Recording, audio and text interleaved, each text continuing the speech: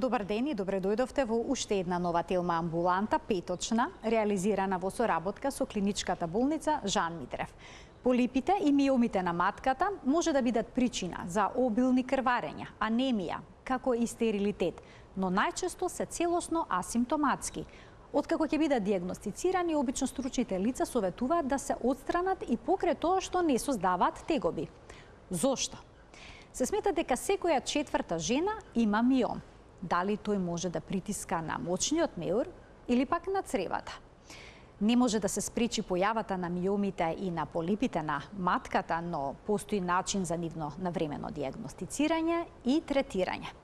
На оваа тема денеска ќе зборуваме со професор доктор Васил Илиев, специјалист гинеколог акушер, субспецијалист по урогинекологија во Жан Митрев клиник. Започуваме веднаш по рекламниот блок.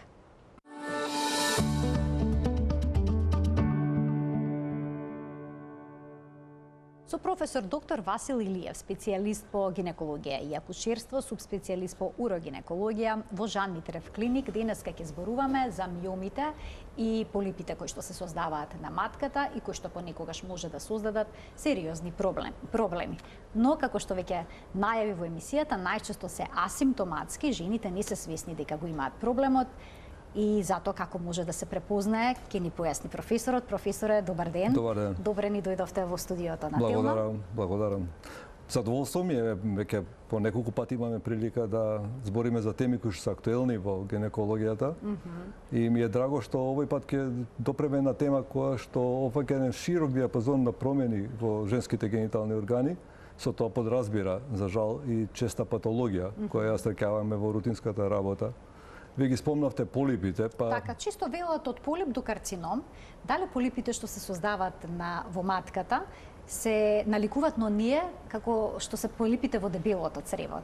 Дали имаат слично потекло, го носат ли сличниот ризик да создадат карцином? Да, токму така. Добро, идеме поред сега. Значи, прво треба да разликуваме место на јавување на полипот, каде би се јавил тој полип. Значи, тој може да биде во гинекологијата најчесто, да се јави на грлото на матката и да се јави или да се јави на слузницата на матката, или, боже мој, може да се јави на двете места.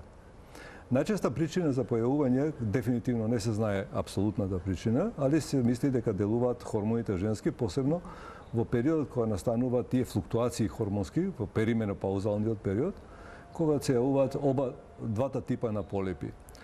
Во гинекологијата постои една пракса да кога ќе најдете полип, зависно неговијата големина, позиција и местоположба, значи каде се наоѓа во однос на шуплината на матката или на грлото на матката, да се тие евакуираат, односно да се извадат и да се направи една хистолошка анализа, или тоа би било микроскопска анализа за промените што настануваат. Зашто е тоа така? Затоа што секој полип содржи епител. Епителот има одреден век на живот и после тоа тој мора да се обнови. Секој обновување на епител, секој множење на клетки може да предизвика ризик да настане некоја мутација, да некоја грешка во обновувањето во новите клетки, што токму тоа води до развој на малигни заболувања. И затоа сме многу внимателни кога ќе најдеме полип. Од друга страна, полипите даваат и проблеми во однос на секојдневното функционирање, како често пати се спомења и во литературата, може да бидат причина за интерменструални крварења, може да бидат причина за пролонгирани менструални крварења. Така. Некогаш... Професор, ќе ги разгледаме сите симптоми детално. Вие веќе ги споменавте причините кои што може да доведат, дел од причините споменавте, тоа е возраста, но ние можеме да погледнеме што се издвоивме како ризик фактор за појава на полипи на утерусот, односно на матката. Тоа се 40-тите и 50-тите години од животот, склоност кон создавање полипи, дебелина, полицистични јајници и покачен крвен притисок. Можеме да го видиме и тој телоп.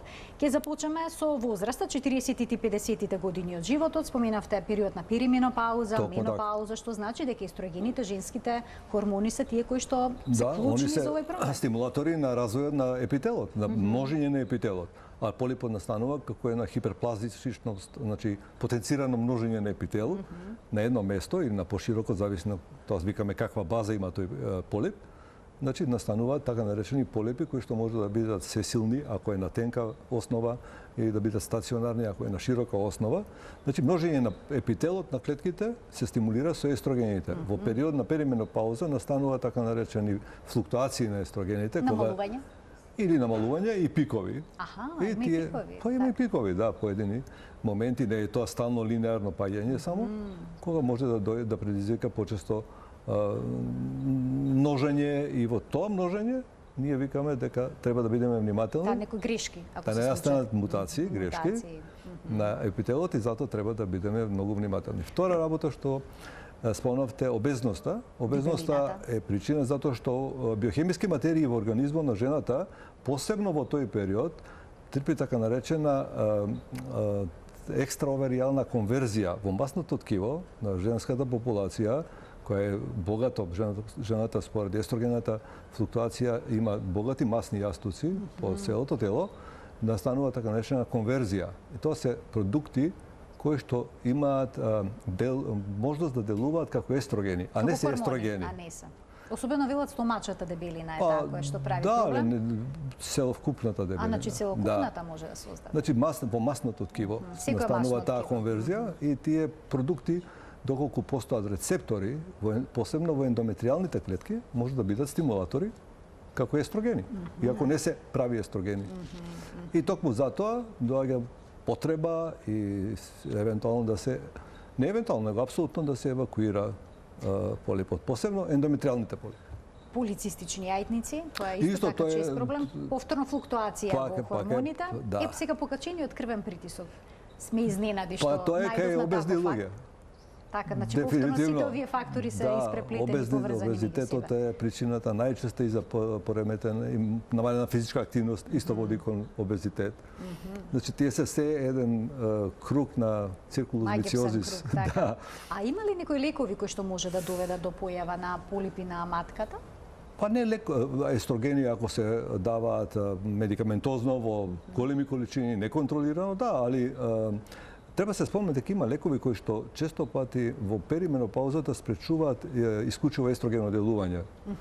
И тоа се така наречени гестагени, кои што во втора фаза, медикаментозно водена, така наречена медикаментозна втора фаза, го намалуваат естрогеното делување на тие клетки, токму на тие што можат да бидат во потенцирано множење, и сметаме дека може да спречат, односно да намалат тоа бујање клеточно кое што значи хормонска терапија всушност може да се даде за да се постигне некоја контрола некој баланс, перименопаузален баланс на двата хормона. Жените имаат два хормона. Така, мора да бидат во баланс. Естроген и прогестерон, тие мора да се во баланс. Да.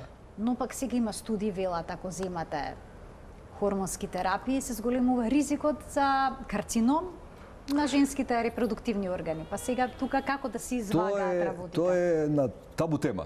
Дефинитивно, иако пробаат многу студии во светот, од многу одамна се правени. Последната најголема студија правена е во Канада, над 200 и не знам и 86.000 жени во перименопауза се пратени и евалуирани. И е некој заклучок, зависно од тежината, за секоја жена треба да постои индивидуален пристап во смисол на, тоа се вика перименопаузална субституциона терапија. И тој пристапот кон таа терапија треба да биде индивидуален, зависно од проблемите, односно од остапувањето од физиолошката функција која што секоја жена ќе го реферира. Значи да не биде така стрикто, мене ми е страф од хормонска терапија и сето тоа, зашто тоа има и своји бенефити. Кога мора да се даде? Кога има добра индикација да се даде. Треба да се даде. Апсолутно. Као све. Точно. По медицината. Одиме сега со проблемите кои што може да ги создадат полипите. Одиме со вториот телоп, вели: неплодност, крварење меѓу менструациите, нерегулирано менструално крварење со различна должина, крварење по менструацијата, силни грчеви во текот на менструацијата, крварење по сексуален однос. И сега, професоре, овие симптоми се типични за појава на полипи или пак може докажувате некои други заболувања? Па може и на друго докажува, да, ете ќе спомнеме, после идеме на миоми, ако што се секаваме од договорот наш. Неплодноста, зошто би создале полипите? Па затоа што ако е ендометриален полип, што значи тоа ендометриален значи полип? на слузницата на матката. На слузницата. Да. Значи не е на грлото на матката, него е на слузницата на матката. Тој се исфрла за време на менструацијата? Па тоа е токму тоа при решавање, односно при екстракција на полип, стално водиме рачун да прегледот ултразвучно се диагностицира ултразвучно. Така. Покрај знаците, односно симптомите што може да ги анамнестички реферира пациентката, ултразвучната евалуација се прави после мензис. Значи, кога ќе заврши љуштењето, односно менструалното крварење, ќе видиме дали може да се дали било полип или не било полип, тоа. Ако доколку после менструално крварење постои, тоа е стварно полип. А доколку исчезна тогаш? Не било полип, значи била ендометриална, значи слузничка набор, да го речеме, набор или насобир на клетки и така натака. Од овие сите овие што сте ги спомнале, исто се стрекаваат како симптоми, односно знаци и при постоење на миоми. Еве, ова крварење по сексуален однос е најчесто кога постои полип на грлото на матката. Нели? Овие другите може да се јават и при постоење на полип на слузницата на матката, еве да не викаме ендометриален, на слузницата на матката. Сега доаѓаме до прашање како да се Јас прво симптомите би ве прашала, па потоа ќе преминеме на елиминирање, значи дел од симптомите, но вела дека некој може и воопшто да не чувствува симптоми. Дали тоа значи дека големината на полипот игра улога, да речеме мали полипи? Колку е поблиску до истмичниот дел на матката, значи матката има грло, врат и тело. Добра. Колку е поблиску до телото, толку поише ќе има симптоми овие што ги имате набројано.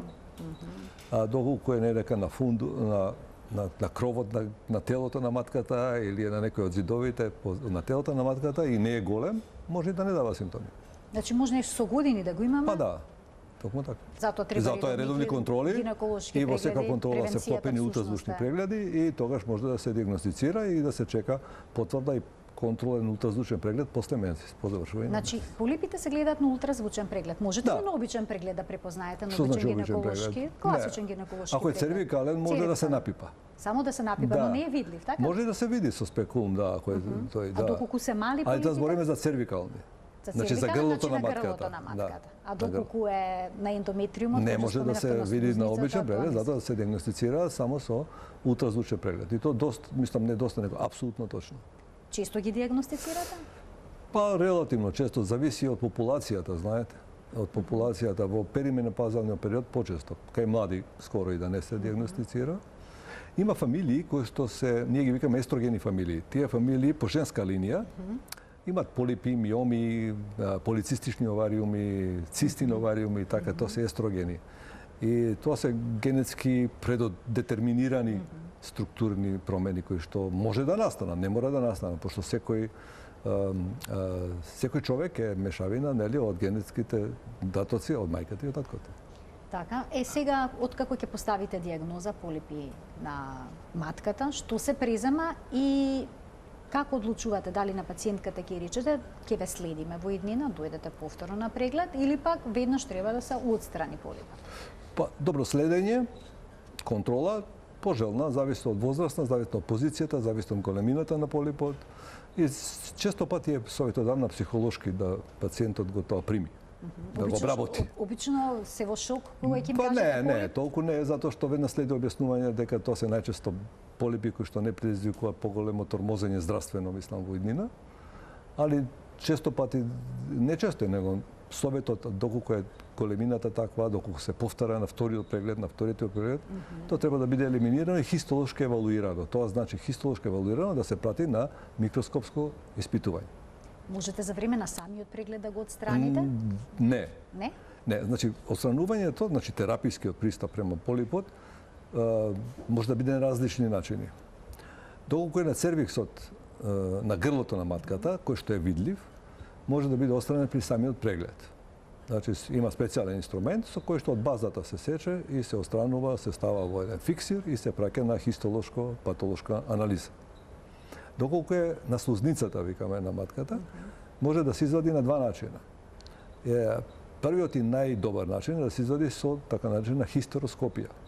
Хистероскопија е една метода која што може во локална анестезија да се изведе, се влага со еден инструмент кој што е тенок, 6 мм, од 7 мм, на врвот има ладно светло, позади него има камера и камерата е споена со еден монитор. се влага во шуплината на матката, да речеме, на телото на матката, кај што наоѓа полипот, се визуализира и се струја и специјален инструмент кој што се става во носечкиот инструмент, се сече и вади во целост од шуплината на матката. Тоа е хистероскопски. А може да биде евакуацијата, доколку нема услови за хистероскопска евакуација, се прави така наречена киретажа, но тоа е на слепо, затоа што немате увид, немате вид. Со киретажа отстранувате всушност цел слој? Па да, проаѓате евентуално ако осетите во текот на тоа киретирање, во текот на тоа поминување по зидот на матката каде се наоѓа, онда тука веќе го сечете со киретата која ја употребувате. Значи препорачувате апсолутно хистероскопска евалуација во денешен период да се вади полип со киретажа е стварно. А дали е болен самиот зафат? Со локална или со краткотрајна анестезија се изведува. Трае 3 минути, 2-3 минути, 4 минути. Треба потоа жената да прима некаква терапија? Па не, она после малку ќе се освежи и си оди дома за 2-3 сати после интервенцијата. Битно е да биде релаксирана, затоа што некогаш треба да се прави ширење, викаме дилатација на грлото на матката, за да може инструментот да се стави и да биде комодна таа евалуација на коренот на базата на полипот. И потоа го испраќате материјалот на хистолошка веднаш тоа е процедурирано. За колку време се знаат резултатите? Па зависи од 3-4 дена се добива резултат. Брзо значи. Да, пошто тој треба да биде фиксиран. Биде поставена дијагноза дали е бениген или пак е малиген? Да, се добива прецизна дијагноза. Е малиген тој Вака сега, значи влагаме сега во една друга сфера. Така. Да, влагаме во друга сфера. Резултатот што се добива треба да биде бенигни, се става на страна и тоа е веќе завршена работа. Повеќето се бенигни, како што споменав. Повеќето се бенигни. Доколку е малигни, многу е битно каде се наоѓа малигнитетот на полипот. И дали е во резот каде што е изваден полипот е во здраво или, значи со други зборови, дали магнитетот само на полипот или е остаток и во слузницата на матката. Тие се два различни пристапи. Доколку е интото, викаме, значи во целост на слузницата на матката, на полипот, така? Да, доколку е цел на полип, може да се разговара за конзервативен третман, односно следење и давање на ригорозно следење. Доколку е остаток од малигнитетот на слузницата на матката, onda треба да се превземе како карцином на слузницата на матката. Во истиот момент станува карцином на слузницата на матката. Професоре, се случува ли некогаш полипите да се повлечат сами од себе? Ако со изјуштат, односно ако со менструалната крв се изјуштат. Ако да, но тоа обично се помали полипи, трошни ендометриални клетки, клетки од слузницата на матката и така. Одиме понатаму да проговориме малку и за миомите. Најдов податок дека секоја четврта жена има миом, за кој што некои се свесни дека ги имаат ваквите промени на матката, други пак воопшто не знаат. Може ли тие да бидат толку мали да не бидат видливи, па да не се диагностицираат на може. Рутински преглед? На вистина волку често се јавуваат миоми? Значи, тоа е статистика. Знаете, статистиката е многу корисна, ама може да биде и многу така непријатна кога ќе ја чуе некој. Миомите се чест наод, али многу е битно кој од тој наоди е захтевен за понатамошно следење или интервенирање. Значи, често пати има многу мали миоми кои што се наоѓаат во самиот зид на матката и кои што практично не предизвикуваат никакви проблеми, едноставно ги знаеме дека се тука и тие постојат како дел од структурата на зидот на матката.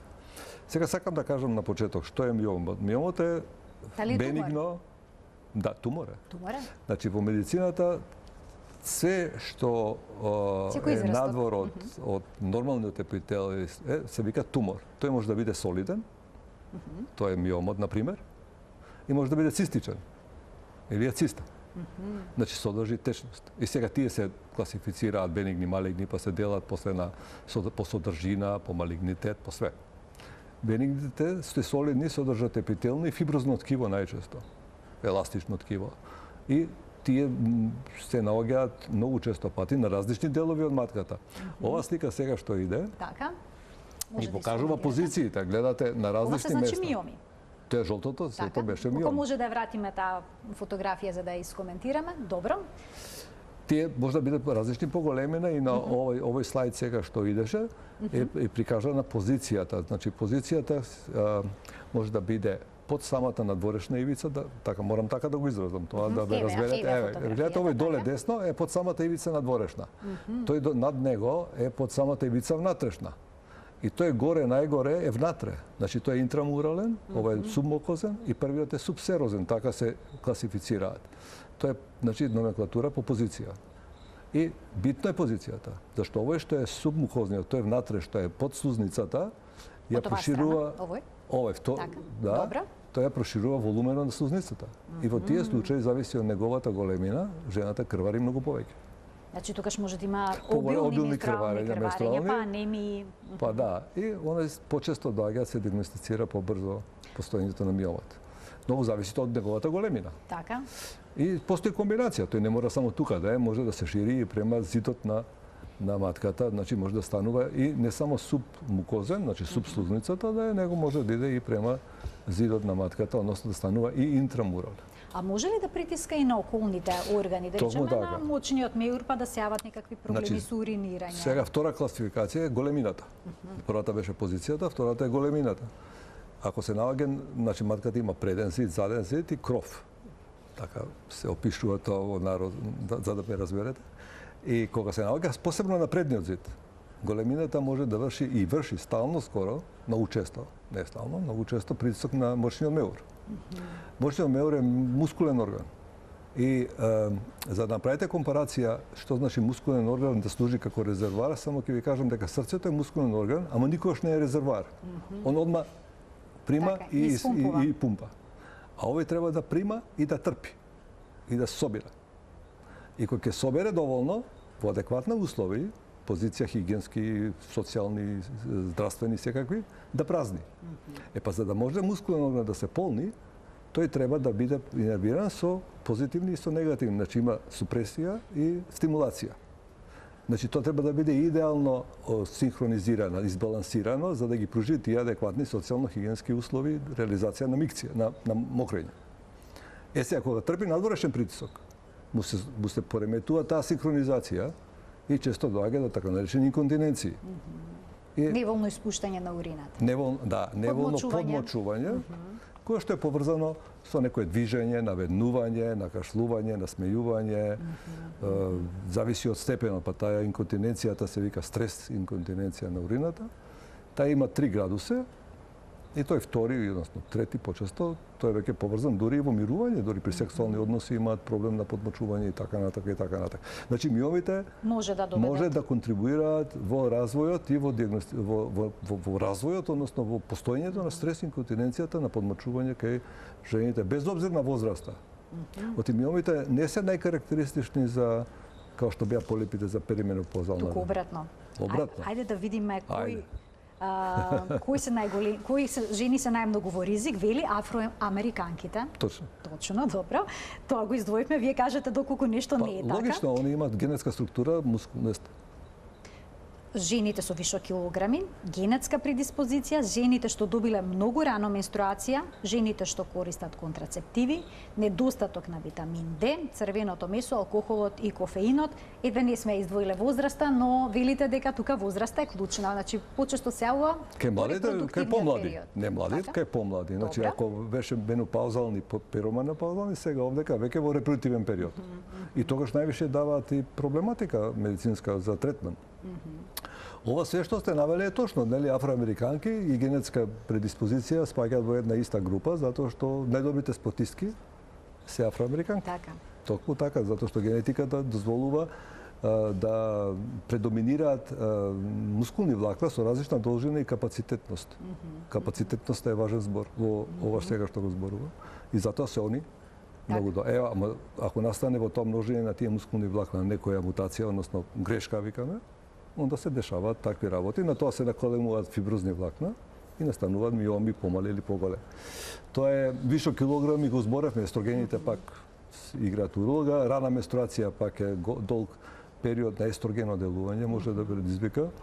Контрацептиви зависи, сега има многу ниско дозарни контрацептиви и тие се доста добри, во смисол на жени што немат и фамилиарна оптеретеност.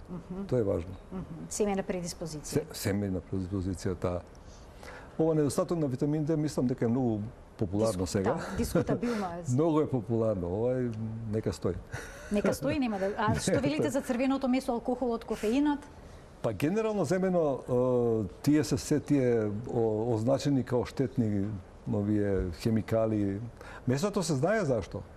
Знаете што, црвеното месо кога се метаболизира предизвикува, доведува до стварање на супстанции кои што се канцерогени. И е поврзано исто со карциноми на дебело црево и така натака. Значи, ова што е поврзано со генетиката, па иде со една друга генетска конституција, ама да не го шириме. Можете сосема Не, многу ќе биде. Добро. Во некое следно издание, кога имаме повеќе простор. Ајде да проговориме за миомите и бременоста, но претходно да ги поканим и гледачите, доколку сака да се вклучат во програма, ќе биде објавен телефонскиот број на екранот, слободно почитувани, јавите се и вклучете се во програма. Значи, ајде да проговориме за миомите и бременоста. Можат ли да бидат пречка за некоја жена да забремени? О, да. Или за компликација во бременоста? Да, до двете. Еве, новој телоп дедате, тој миом што е под слузницата на матката, тој ја го руши шуплината на матката и ја деформира. Овдека е мала волумено него, може да биде и многу поголем волумен. И тогаш ние каме нидација, односно може да настане оплодување нормално, но таму 6-тиот, 8-тиот ден треба таа оплодени клетки треба да се всадат, да речеме во и нема каде и смета да се всади, не се ствара добра подлога на тоа место. Може во матерична бременост да се случи поради тоа па не, ради миомот, да заврши? Може ако е горе на блиску до отворот на каналот, на тубата, да речеме на каналите, али над миомот слузницата никогаш не е така добро трансформирана да го прими плодот. Ние викаме дека слузницата треба да настапи децидуална трансформација. Значи тоа да се спреми за нидација, за всадување, за всадување, викате, така. Ето така. Значи тоа е многу важен момент. Онда може да представува проблем во смисол да обструира контактот. Онда хемикалиите што на миомот има свој метаболизам. И колку е поголем, толку поголем притисок поради присуство на сврзнато ткиво прави во скрвните садови што го снабдуваат. Снабдување на хранливи материи што доаѓаат во него предизвикува смрт на клетките внатре во самиот миом. Смртта на клетките ствара детритус, но ствара хемикали кои се токсични. И го рушат системот и идат во крвотокот пак на жената. Исто така може да биде пречка за хемиски влијание, хемиска инфлуенца да прави врз можноста, капацитетот за бременување. И онда позицијата, највише позицијата, знаете, кога бременоста почнува да тече, да речеме, и матката добива прогресивно раст, и миомот поради зголемената количина на хормони, естрогени посебно во текот на бременоста, и он се храни. И тој расте, така. И тој се храни. И така да тоа може да биде и да речем просторна проблематика да развие миомот како тако. Но има жени кои што нормално забременили покрај тоа што имаат миоми и имале нормална бременост. Па да, збоја токму за него, за тоа зборевме сега. Позицијата, големината, сето тоа е. Да, и она ќе расте заедно и после тоа ќе видиме дали може да биде породена спонтано или ќе треба да се прави. Значи може и миомот да биде причина да се треба се направи царски рез. Да, може да се направи царски рез и така. Едно време се мислеше дека не е советодавно да се вади и миомот при царски рез, ради голема васкуларизација на матката. Сега тие препораки се променат? Па сега го правиме тоа затоа што имаме добри услови за хемостаза, така да не е проблем. Професоре, двајца гледачи очекуваат вклучување во денешната емисија, да ги слушнеме. Добар ден. Добар ден, поздрав до водителката и до докторот. Ви благодарам. Вака, јас оперирана сум од дојка пред 11 години. Така. А сега во април месец имав полип, ми правија керетажа и покажа дека има канцерогени клетки и ми направија операција сега пред 4 месеци се оперирав, аденокарцинома, ендометри, НГ, римско 1 диагноза. Така. Сега ме интересира која е причината, дали тоа што примала хормонска ми доведе до да ми се направи после толку години, ми се направи проблем на матката. Така, примавте меѓувреме хормонска терапија заради карциномот на дојката, добро. И друго прашање имам, сега имам момента, мислам и тоа си го имам стрес инконтиненција. Мислам дека сега повеќе би се појача од кога ми се отстрани матката и јајниците. Па ме интересира која е причината што ми се појави полип на матката. И што можете да направите за да си го решите проблемот со стрес инконтиненцијата? Ви благодарам за вклучувањето, повелете доктор. Гледачката све кажа. Така? Па да. Точно тоа што го почувствувала е поврзано. Терапијата дадена за карциномот на дојка има негативно влијание врз слузницата на матката, во смисол на можен развој, евентуален развој на карцином. И тој е фатен во прв степен, што е добар момент. Евакуирана е матката, ама сега оставен слепо завршувачка вагина, која што ја тотално деструкција на позиција на бешиката и на сфинктерот, на затварачот на бешиката, и има стрес инконтиненција. Често се јавува тоа како последица.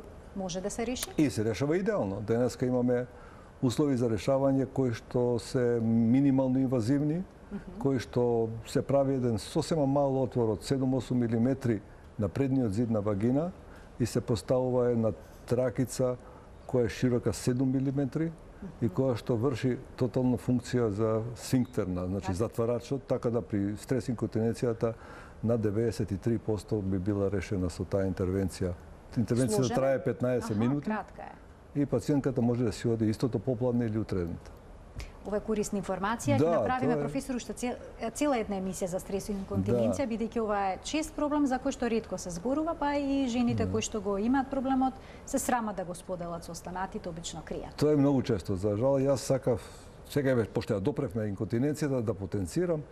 Нашата популација, женска популација, е работна популација. Она е изложена често и на физичка работа, и на домашна работа, и како последица на сето тоа се јавуваат тие пореметување на позицијата на женските генитални органи или пролапси, и во тие пролапси учествува мочниот меур.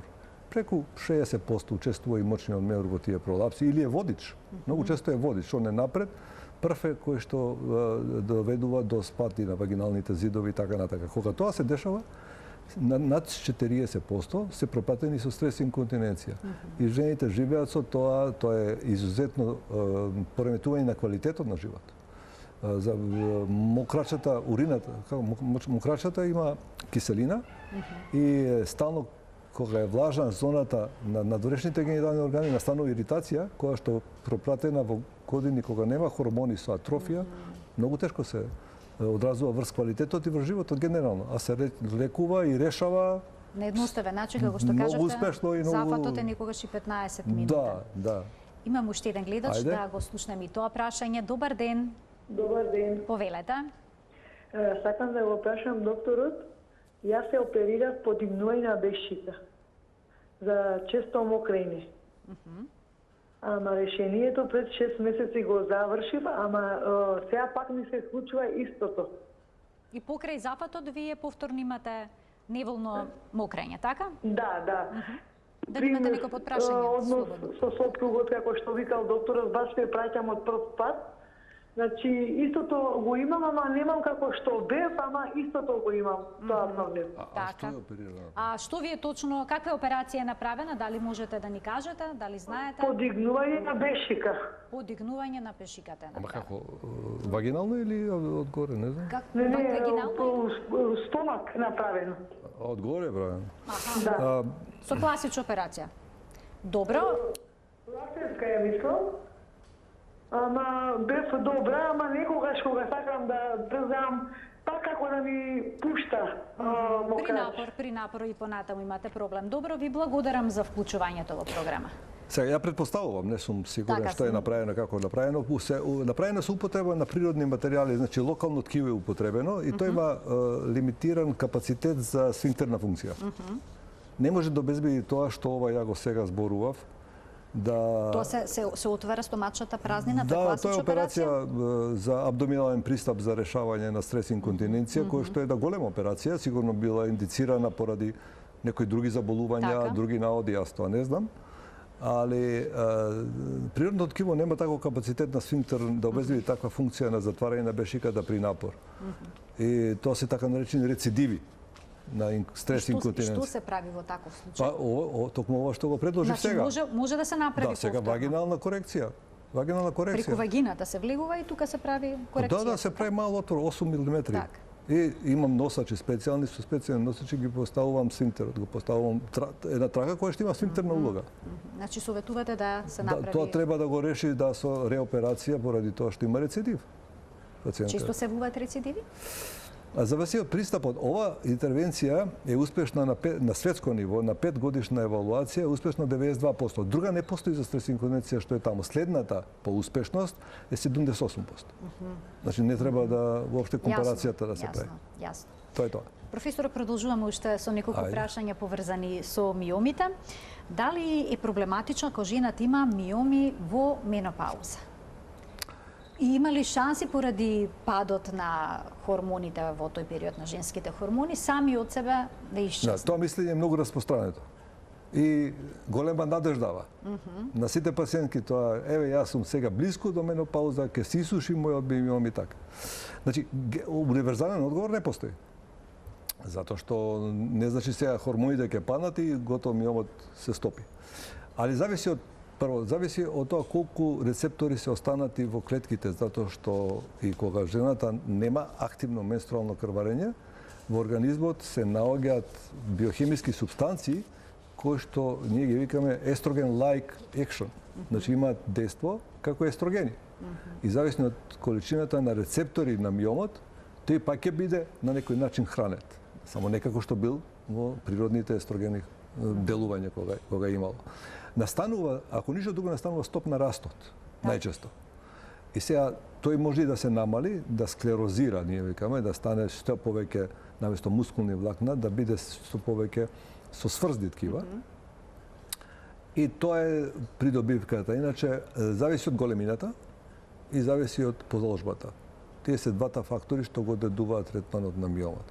И онда симптомите, односно знаците што ги пред малку зборевме. Така. Затоа што ги има видливи симптоми. Да. Ако во постменопауза постои миом, али постои некој друго заболување, ние сега не го допревме јајникот уште. Тој исто колку матката има патологија бенигна што денеска ја обработуваме на некој начин. Тој ако учествува имате пациент кој што треба да решите оваријален проблем, а има миом, нема миом да го оставите, ќе го решите без обзир на возраст. Уште еден гледач имаме. Ајде. Да слушнеме уште едно прашање од гледач во продолжение на денешната Тилма амбуланта. Добар ден. Добар ден. Ало, добар ден. Во програма сте, повелете. Поздрав до... Само ќе ве замолам да го намалите тонот на телевизорот, за да можеме да комуницираме. До докторот. Јас имам 65 години. Пред 3 недели при рутински преглед ми е откриено течност во матката. Така, и сега претпоставувам ви интересира за што станува збор и што може да се преземе за да се реши проблемот, некој прашање? Сега, да, добив терапија од лекарот пробиотик, вагинални таблетки, видермина. Така. Во ред, се уште... И после тоа се направи киретажа, односно исфрлање на течноста од матката, од гинеколог. Сега ви интересира што Зашто станува зборик и пошто првпат не е миом, туку течност во матката. Така, ви благодарам за вклучувањето во програма. Што е тоа течност во матката, Добро. професоре? Години 63, постменопауза сигурно, Така. до атрофија, се затвара цервикалниот канал, клетките во слузницата на матката продолжуваат да живеат и полека умираат и полека се множат. Тие сега веќе се е успорено во тој период и таа течност што се собира, ретенција на течност во матката, настанува токму ради затварањето на каналот. Направиле киретажа, значи го дилатирале, го прошириле, таа истекла течноста и предпоставувам дека материјалот што го добиле го пратиле на патохистолошка анализа, тоа не знам. Не кажа пациентката дали го пратиле. Токму затоа се ствара. Тоа не треба да представува никаква опасност, односно некој лош наод, само потврда на тоа ќе биде хистологијата која што треба да добијат. Кога станува збор за миомите, на каков начин се отстрануваат? Да. Вака, репродуктивен период, најчесто, доколку позицијата, големината на миомот, и не е само еден, некогаш има Ја имам пациентка со 18 миома. Па да, onda захтева да се бидат евакуирани миомите, само и тоа се вика миомектомија. Миомектомијата може да се изведе на два начина. Едниот начин е со отварање на стомакот, се прави рез и се отстрануваат миомите или миомот и се матката затвара од местото кај што е отстранен миомот. И 18 миоми можете да извадите? Па да, и И голем број сакав да прашам, така. Да. И може да се вади со лапароскопија. Зависи од големината на туморот и од позицијата на туморот. Покрај тоа, кога се наоѓа под мукозата, под слузницата на матката, може да се вади со хистероскопија. Од хистероскопот, како што вади полипи, кога зборевме за полипите, може да го извади и миомот. Односно да го пресече и да го извади. Тука само има едно али. Често пати базата на миомот не може да се долови хистероскопски, да се извади во целост, али е сасвим доволно да се елиминира оној дел кој што проминира во шуплината на матката, во камумот на матката. Тие се збориме, значи, кога се работи репродуктивен период, млада жена која што сака да има репродукција уште и така натака.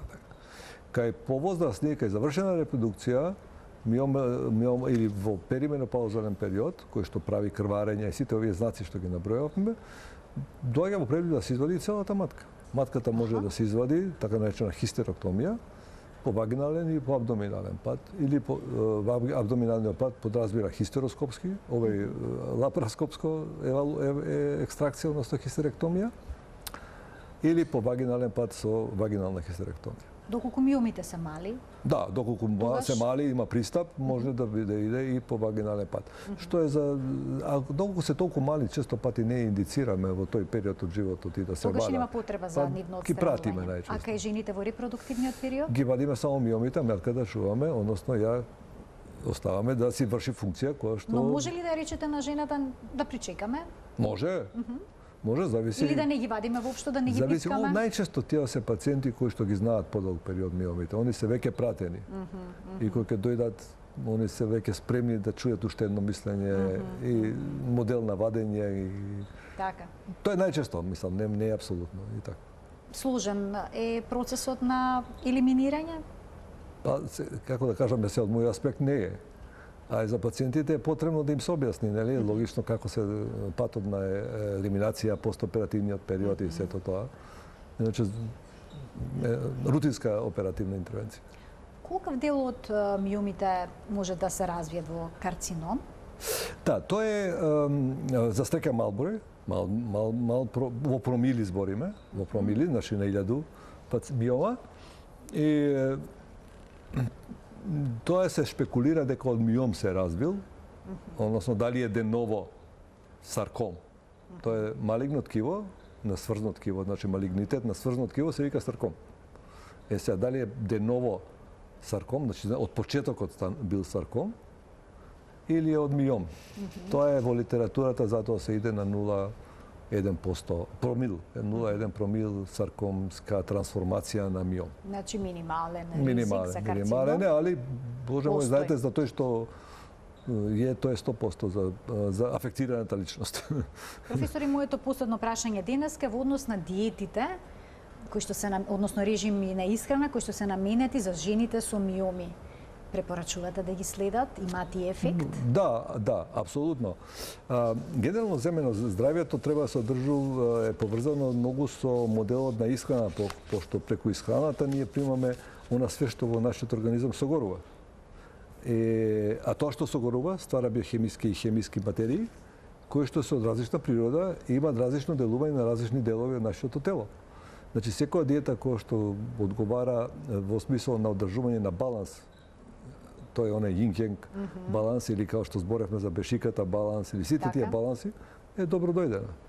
И нема некоја специјална диета за миоми. Ја тоа дефинитивно е популаризирање на поедени диети на поедини куки што ги форсираат. Така, или нутриционисти. Да, иначе како диета за миом, стварно јас, или барем јас не знам дека постои. Јас најдов на неколку, но тоа не значи дека се ефикасни, но ете, зошто да не може да се проба, не беа агресивни. Да, беа колку што видов базирани на медитерански начин исхрана, па зошто да не, секога е здрава исхрана е важна за за целокупното здравје. Медитерански начин исхрана важи за све, почнувајќи од добар вид да имате до холестерол, до артеросклерозитични промени, до све.